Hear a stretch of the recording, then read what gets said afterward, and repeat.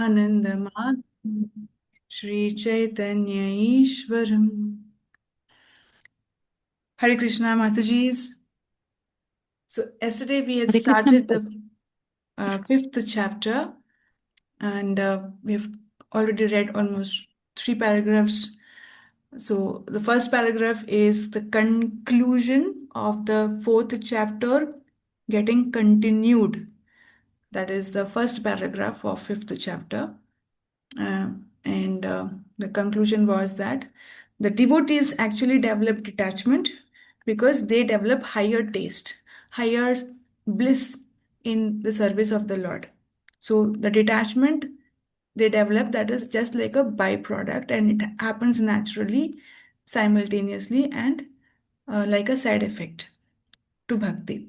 But for the voidism and impersonalism, they think that they will get themselves detached. They say nothing exists and everything is false, but they end up seeking material enjoyment later on. Either they become atheists or they become materialists later on. So that was a continuation from the previous chapter. That point was made in the first paragraph again. And the second paragraph told us about the differences between material sky and the spiritual sky. So in the material, we know here there are many planets, there are many nations, many states, right? So there is a variety here also that way, but here everyone fights with each of the other rivals, right? So there are asuras fighting with devatas, they have their own rivals and different planets. And on one planet also we see there are different nations fighting with each other all the time. There are wars. But in spiritual sky, why there is no fight? Because there is no rivals. All the leaders of the spiritual planets are expansions of the Lord Himself. So where is the question of being any rival to each other? He's the same Lord, same Supreme Lord expanding into multifarious manifestations. And He's presiding over all the Vaikuntha planets. So those who are in the spiritual sky, they don't uh, encounter these wars between planets or nations.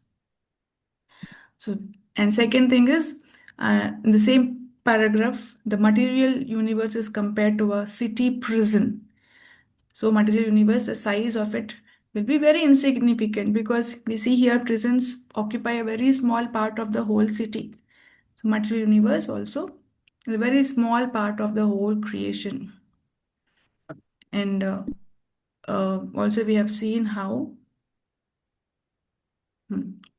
yesterday we had discussed how the material prison it is under the control of Maya, like Durga, and what prayers we should be offering her uh, to get rid of this prison once for all, not just to have some facilities inside the prison that we have touched upon yesterday.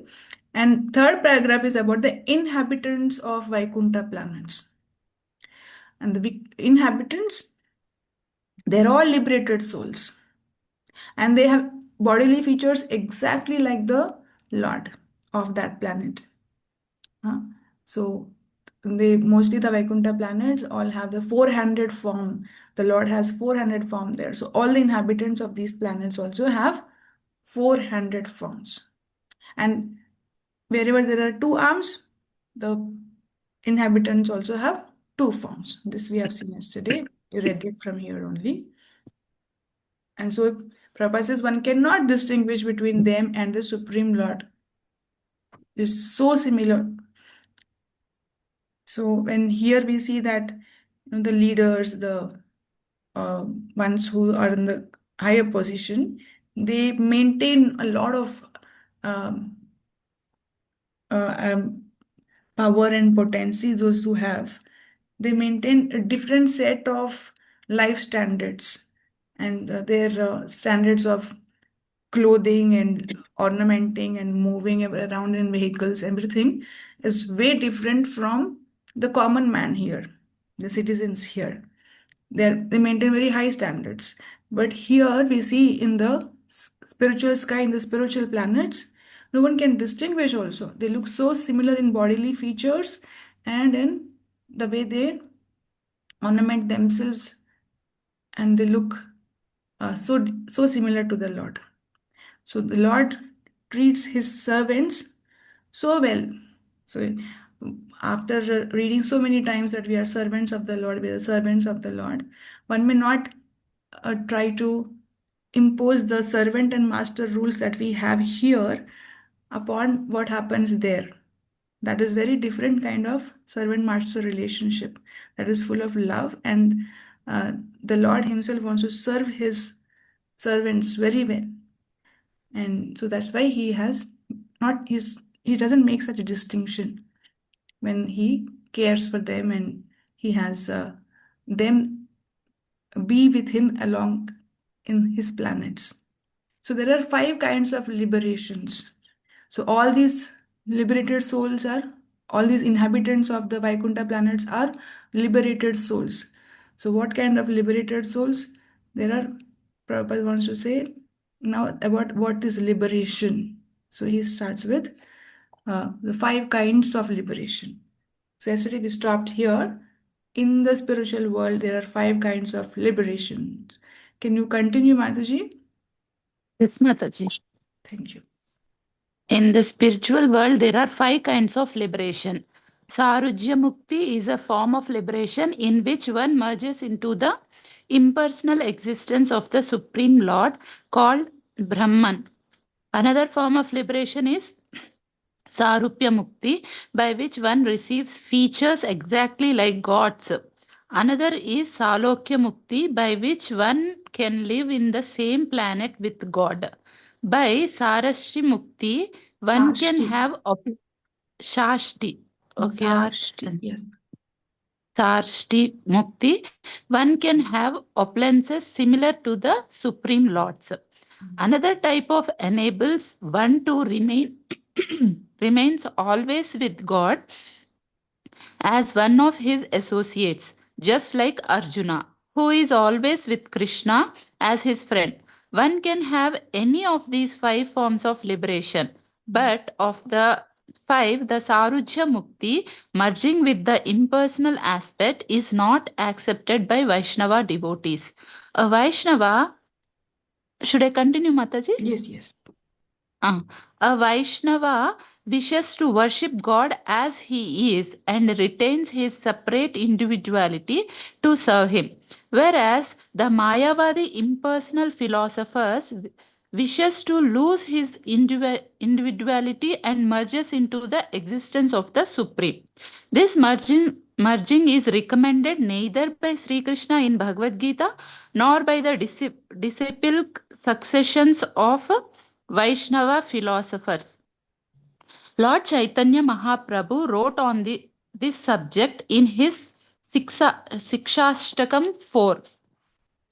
Na dhanam, na janam, na sundarim, kavita va jagadish kamaye, mam janmani janmanishware, bhagavata bhakti rahe tuki tvayi. Thank you, Mataji. So, Correct. first the five muktis are mentioned, but then Prabhupada says one of those muktis we don't accept. We don't want that kind of mukti. That is which mukti? Please name it. Sarujya Yeah. Sayujya. Sayujya. Sayujya we don't accept. The reason also Prabhupada gives, but the other four are, can you name them? Samipya, Sarupya Mukti, Salokya, Salokya. Sarupya, Shashti. Yeah. One more is Samipya, there, Salokya, Mataji. What is that? Shashti. Sarupya, Salokya. Sarupya, Salokya, Samipya, Shashti, Sayujya. Yeah. Samipya. So Samipya is mentioned, but its name is not mentioned here. Mm. It's mentioned in English that it enables one to remain always with God as one of his associates, like Arjuna, who is always with Krishna as his friend. So that is also there, Samipya. So, Samebhya. yeah, Samipya. Mhm. So, Sarupya is, we have already discussed, the inhabitants look like the Lord, similar to the Lord, same almost. The distinction cannot be made. That is Sarupya. So, these are all the Vishnu Dutas, and mm, also most of the, like how we see the expansions of the Lord, they all, uh, yeah, okay, expansions doesn't come under living entities, so we don't consider them, but they look almost like expansions of the Lord. That is Sarupya. And Salokya, they are on the same loka as a Lord. So there are many other kinds of beings also, right? There are trees, there are birds, there are others in different forms, different species forms. They are also all considered as liberated souls only. Even if there is a bumblebee there, it is a liberated soul there. So we cannot think it is something really a small creature, but that is a living entity and it's a liberated soul living on the same planet as the Lord. So that is Salokya. And Sarshti is having same opulence as the Lord. Hmm. So the Lord gives his devotees the same opulence. Here also we see it in Krishna Lila, uh, when Sudama Vipra gets his, finally when Krishna, he bestows Aishwarya on Sudama Vipra, it is told that it is almost like he built another Dwaraka palace for him. Same opulence he got. So here also we see that whenever the Lord wants to bestow his devotees, he gives lot of opulence. And there also in the spiritual sky, there are liberated souls who are bestowed same kind of opulence as the Lord. That is Sarshti. And then Samipya, like the associates in the form of friends, in the form of parents, in the form of lovers, wives. These are all Samipya. And one associate of the Lord, uh, who is Uddhava. Uddhava, is he enjoys everything, almost all kinds of liberation, it is said. Is the same, almost he looks same as Krishna. That's why Krishna sent Uddhava to Vrindavan when the gopis were in a lot of separation of Krishna. And they needed some kind of solace, some message from the Lord. He sent Uddhava.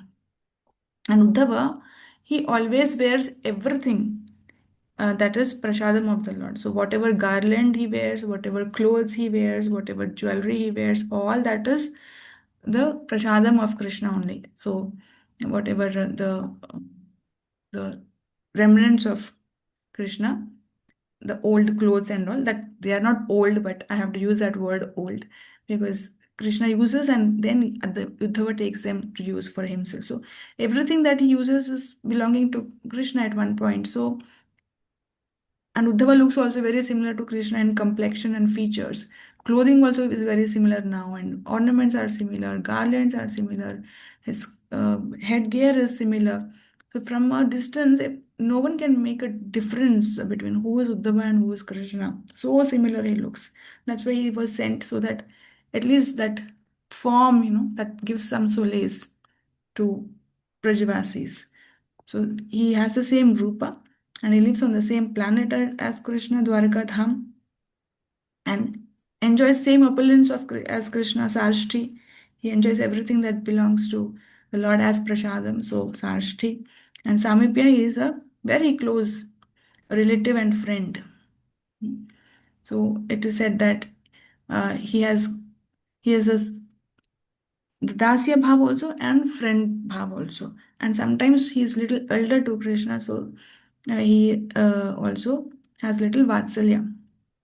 So he has many uh, flavors in his love towards Krishna and he enjoys all these kinds of liberations. That is also possible that one liberated soul enjoys all kinds of liberations or one or more kinds of liberation. Now, coming to Sayujya, Sayujya merging with the impersonal aspect. This devotees don't want because they want to serve the Lord. If you merge with the impersonal aspect, if you try and be like an impersonalist, there is no chance for serving the Lord. Once you're separate, then only you can serve someone. So the Vaishnavas are so much uh, in pure love towards the Lord that they do not want to be merging and losing their identity. They want to retain their separate individuality to serve Him. They always want to be separate and individual and then serve Krishna. So, but the Mayavadi impersonalists, they wishes to lose their identity and merge with the Supreme Lord. They want to become the Supreme Lord in one sense. They want to lose their identity and they want to become God, but that is not possible. It's a part and parcel of God. So for some time they may be merged. They may be given this liberation of Sayujya, but they themselves will not like the mukti. After some time, like how we have already read in the chapter second, it is like a lonely person in a one room, how long he can be lonely. I, for 1 day, 2 days, it is like having good space from everyone, having no miseries. But the loneliness is the greatest misery for them. Later on, it turns out to be a greatest misery, and they want to come back to material world. Or in some rare cases, they develop bhakti there also. Very rare cases, and they go back from there to they search for other kinds of liberations and look for some processes that they can practice there. So what is recommended? What is recommended? We should be praying for all these kinds of liberations. The other four: Krishna, give me Sarupya, give me Salokya, give me Sashti, give me Samipya. Or what? Then Prabhupada is giving the next higher prayer. He is telling, I don't want anything. I just want your causeless devotional service in my life, birth after birth. Hmm? Na dhanam, na janam, na sundarim. I don't want wealth. I don't want followers, janam, that is fame. I don't want any fame and followers. I do not want sundarim. I don't want to enjoy any beautiful men or women, I mean the opposite sex. Kavitam, that is no one those uh, disciples and who praise you all the time. That I don't want. Jagadisha Kamaye. So Jagadisha, oh my Lord, I don't want all this. I don't desire all this. Mama Janmani Janmanishware Bhavatad Bhaktir Ahituki Tvaim. Janmani Janmanishware. Birth after birth. What I want? Bhaktir Ahituki. Ahituki means pure devotional service. Causeless. There is no cause. There is no reason why I am doing devotional service. A reason, particular reason for myself. A desire to be fulfilled for myself, for my own enjoyment. I don't have any such cause or reason. That is causeless devotional service. Pure, unconditional devotional service. That's what I want for you. I want that kind of bhakti for you. Just give me pure bhakti, birth after birth. Now, this word birth after birth will be explained in the next paragraph. Continue, Mataji. Who's reading? Yes, Mataji. O Almighty Lord, I have no desire to accumulate wealth, nor have I any desire to enjoy beautiful women, nor do I want any number of followers. What I want only is that I may have your causeless devotional service in my life, birth after birth. Her Lord Chaitanya Mahaprabhu refers to birth after birth. When there is birth after birth, there is no liberation. In liberation, one either attains the spiritual planet or merges into the existence of the Supreme. In either cases, there is no question of rebirth into the material world. But Chaitanya Mahaprabhu does not care whether he is liberated or not. His only concern is to be engaged in Krishna consciousness to serve the Supreme Lord. The devotee does not care where he is, nor does he care whether he is born in the animal society, human society, demigod society, or whatever. He only prays to God that he not forget him and that he always be able to engage in his transcendental service. There are symptoms of pure devotion. Of course, a devotee, wherever he is, remains in the spiritual kingdom even while in this material body. But he does not demand anything from God for his own personal elevation or comfort. Thank you, Mataji. So, Next. Prabhupada is talking about from all last four chapters beyond birth and death, transferring oneself from the material universe to the spiritual sky, serving the Lord in the spiritual planets. And also, he has given the list of different liberations. And then he says that a pure devotee doesn't even want that. He will say, okay, let me be here in the material world if you want me to, but I want to be engaged in 100% Krishna consciousness all the time. Don't put me here under the spell of Maya. Don't do that. That is my prayer, that I don't care whether I am in whichever body, whether animal body or a demigod body, but I don't want to forget you. I don't want to forget my relationship with you. I want to be engaged in your transcendental service. Whatever body you give, with that body, how much ever I can do, I will do service only to you. That kind of that kind of remembrance I always want, that I am meant for your service. Wherever I am, let me be. But what I want is pure devotional service and no covering of Maya on me.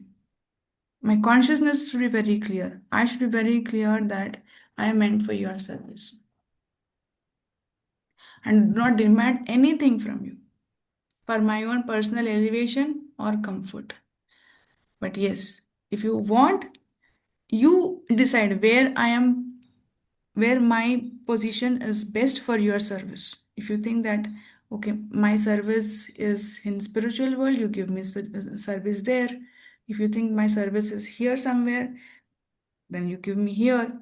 But Prabhupada also says, in any ways, the devotee remains in that consciousness of being in spiritual world. So wherever he is, he remains in the spiritual kingdom only.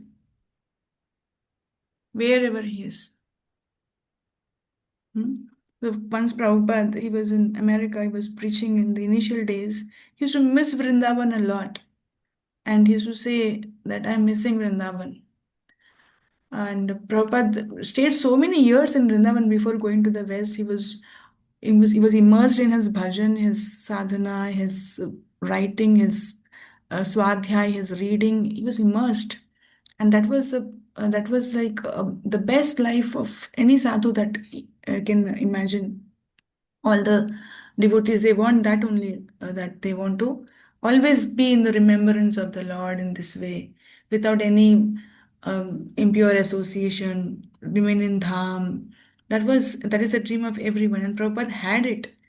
He was living in spiritual world, he was living in Vrindavan, but then the order of Guru that was there, and he was getting restless about how that order he can fulfill. That is devotional service. So, fulfill the order of the Lord or to fulfill the order of his pure devotees is of utmost important than deciding about one's own personal comfort. So, Prabhupada used to say, if I go to Vrindavan right now, it will be sense gratification for me. It will not be service. That's why I'm here. Mm. So, leaving everything, leaving family, all the fame, name, money, wealth, everything he left. And he says, even that will be sense gratification if I do not engage in the service of the Lord. So that is why I have to try my best to fulfill the order of my spiritual master. If he wants it to be done through me, it will be done. It is not that he was thinking that I am the controller and I have to do it. He was completely depending upon the order and mercy and empowerment from his Guru Maharaj. And he was being servant. Wherever he is, then he is in the spiritual world only. He's in the spiritual kingdom. So that is the next level of how devotees they reach once they practice this Krishna consciousness. Wherever they are in Krishna consciousness. When you are Krishna conscious and chanting the holy names of Krishna, that which are non-different from Krishna, in that pure chanting, you are actually associating with the Lord. It is not different from the Lord. So devotees are never separate from the Lord. Next paragraphs.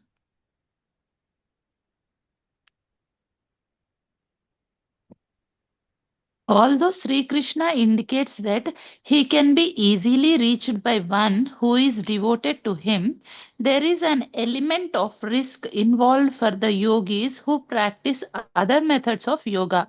For them, he has given directions in Bhagavad Gita 8.23 regarding the proper time to leave the gross body. Yatra kaletva Kale anavritam kale va anavritam tva अनावृतम् आवृतं चैव योगिना प्रयात यान्ति तं कालं वक्ष्यामि भारतरसभः. O best of the Bharatas, I shall now explain to you the different times at which, passing away from this world, one does or does not come back. Here Krishna indicates that if one is able to leave his body at a particular time, he can become liberated, never to return to the material world. On the other hand, he indicates that if one dies at another time, he has to return. There is this element of chance, but there is no question of chance for a devotee always in Krishna consciousness. For he is guaranteed entrance into the abode of Krishna by dint of his devotion to the Lord. Next one, should I read, Mataji? So let me just first explain Mataji a little. Ah. Prabhupada is now coming to the point of one verse in Bhagavad Gita where Krishna says that there are certain times in which if someone leaves his body, then we can understand his destination upon seeing the time in which he is leaving his body. That is Bhagavad Gita 8.23. And further in 8.24, he will explain those times, in which times, if you leave the body, you will go back to higher planets or spiritual world, and which times you leave the body, then you will, it is an indication that you will remain in the same planet. Having said that, Prabhupada says, but there is no question for this chance for a devotee always in Krishna consciousness. Here, for these are the chances for others in this time.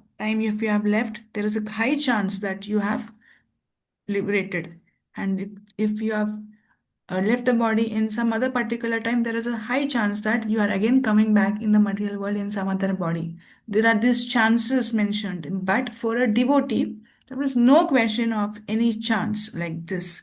And he is guaranteed to enter into the abode of Krishna by dint of his devotional service, whichever time he leaves his body, whichever time. So now, those times in which there is a chance that uh, someone who is leaving the body, living entity, is moving to the spiritual world, what are those times? That the next verse in Bhagavad Gita 8.24, it is mentioned. Krishna mentions these Agnir Jyotir Aha शुक्लः सन्मास उत्तरायणं तत्र प्रयात गच्छन्ति ब्रह्म ब्रह्म विदो जनाः. So what are the times? During the influence of the fiery god. Okay. So there is a sun, right? When the influence of sun is high, that is during the proper daytime. In the light, when there is good light, at an auspicious moment, there are many muhurtas, right? So during the day and during the nakshatras, accordingly, some muhurtas are there, some good muhurtas whenever they happen. During fortnight of the moon, and during the Shukla Paksha, when the moon is waning, not waxing, it is on the growing side, that fortnight. And Uttarayana, first 6 months are Uttarayanas, next 6 months are Dakshinayanas. So uh, in a year, this is Vedic calendar, and Uttarayana months, 6 months. This is when the sun travels towards the north, travels in the north. So these months are auspicious, and this shows a great chance that the living entity who has left body in these times, they are going back to Godhead, they are getting liberated. There is a high chance. And the opposite, there is a chance that they are not getting liberated. What are the opposites? Mataji reads this. The sun spends. Hare Krishna Mataji, may I read? Yes, Mataji. The sun spends 6 months on the northern side of the equator and 6 months on the southern side. In Srimad Bhagavatam, we have information that as the planets are moving, so also the sun is moving. If one dies when the sun is situated in the northern hemisphere, he attains liberation. धूमो रात्रिस्तथा कृष्णः षण्मासा दक्षिणायनं तत्र चान्द्रमसं ज्योतिः योगी प्राप्य निवर्तते शुक्लकृष्णे गति हेते जगतः शाश्वते मते एकया आवृत्तिम् अनावृत्तिम् अन्यया वर्तते पुनः. The mystic, sorry. Yes, please meet. The mystic who passes away from the world during the smoke, the night, the moonless fortnight, or in the 6 months when the sun passes to the south, who reaches the moon planet, again comes back. According to the Vedas, there are two ways of passing from this world, one in light and one in darkness. When one passes in light, he does not come back, but when one passes in darkness, he returns. Bhagavad Gita 8.25 and 26. Thank Hare you. Krishna. So these are the general rules for everyone, general chances for everyone. And we also have an example from Mahabharata who decides on himself that I will leave my body only in Uttarayan. Who is that great devotee? Bhishma. Bhishma Dev. Yeah. So is it possible for everyone to decide like that? No. Only great devotees, Mataji. great souls. Hare Krishna. Any doubt? Anything? No, Mataji. Yeah. No matter. So Bhishma decides that I will leave my body at a certain time. And that potency comes only through devotional service also. But again, he is following the regular rules of the society and the laws here. That's why he wanted to leave that body in that particular time. That is about him. But Prabhupada is telling whichever time a devotee leaves, it is not going to affect his destination. This is mostly the mystic yogis and all, they follow all this.